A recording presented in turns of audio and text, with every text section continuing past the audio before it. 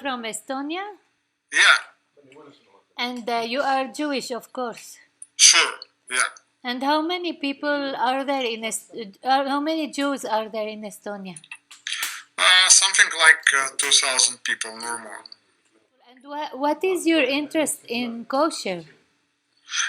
Actually, I'm a kosher consumer, so You are I'm eating kosher, so that is how it's happened that I'm developing kosher application. And is it easy to be kosher in Estonia? Not that easy. That was one of the reasons why I got this idea to develop this application, because you see, it's quite difficult to find kosher products here. So I got an idea that it might be convenient to develop such application to make it easier to search for kosher products. How did you make the application work? Okay. You see, we are getting information from different databases, from various authorities, Jewish communities, Jewish organizations, only Orthodox communities and Orthodox hackers. And we are just bringing all the data into one place. So user is having all the databases in his phone. So there is no need to search for in different places. So you got in touch with the OU in New York? Actually, it's not like we are getting information from them with any kind of permission. Yeah, so we're just getting information from open sources they're providing. They have a search on their website, and we're just getting information from their website. For example, we've got an agreement with different authorities like STAR-K, CRC, it is Chicago Rabbinical Council Kosher Authority. They named us as an official application, kosher application in Netherlands. So we are working on getting more in touch with authorities, with communities, and help them to get into our application. And how about Mexico? Mexico, there are 3 databases for Mexico in our application. 3 databases from Mexico? Yeah, I can tell you what are exactly the databases. Just a moment. It is Mexico. Okay, we've got KA Kosher. It is Mexico. One Kosher. Yes. It is Mexican Panama, and also Mexico Kosher. Yeah, I should check the website, but it was something like one of the first databases I got. So actually, our system is searching into their systems, yeah, and providing the information to to users of our application. But it is all open sources. Yeah, we're not cheating anyhow. So we're just getting the information from open sources, like any other person might open their website and search manually into their website. So we're just doing the same, but with our automated system. Wonderful. So how does the application work? What do you do? The application is when a user is getting the application, he can do various things. He can, for example, scan barcode and get information by barcode, or unfortunately at this moment, not all the products in our database have barcodes. So we advise a user to get the information by searching. Yeah, so user can input the name of the product, the brand or producer, or even category of the product, and to search by name just by using any keywords. Yeah, it's similar to what, for example, you can do in Google. You can type, for example, Coca-Cola kosher and get information from millions of sites if it is kosher or not. Yeah, so we're just bringing all this information into a more convenient way. Where else in the world do they use your application?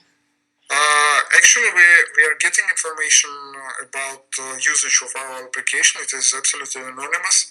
It is used for improving the database, and we see that the majority of our users is for sure in United States. Then Europe is going, mostly in UK, Netherlands, Switzerland, France, and also just starting from last week, as we've got such a wonderful article on your website. So we've got a huge number of Spanish-speaking users.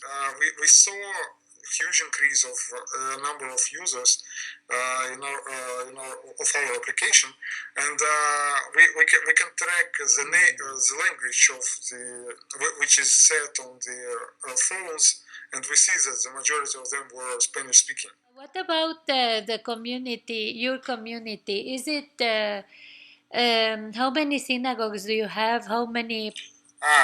Okay. Actually, you see, our community overall, the population, Jewish population in Estonia, it is not that observing. So we've got a quite new synagogue several years ago. It was something like it is 8 years ago.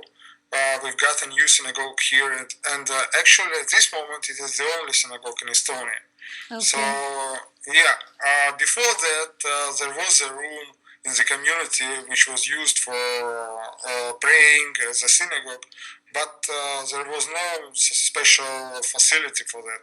So now we have a quite wonderful place.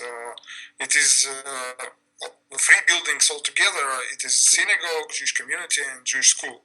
So we've got like all the Jewish establishment here, but Shabbat observing community is not that big. So we've got something like maybe 3 or 4 Shabbat keeping families and several people on their own. But still, it is growing not that fast, and we don't see it growing very fast. We see it growing step by step, and it is the way we are doing here in Estonia. What happened to this community during the Holocaust? The majority of the community, I should say that before the Second World War, the community also was quite small. It was something like a little more than 1,000 people, and half of this community, maybe more than half, they escaped.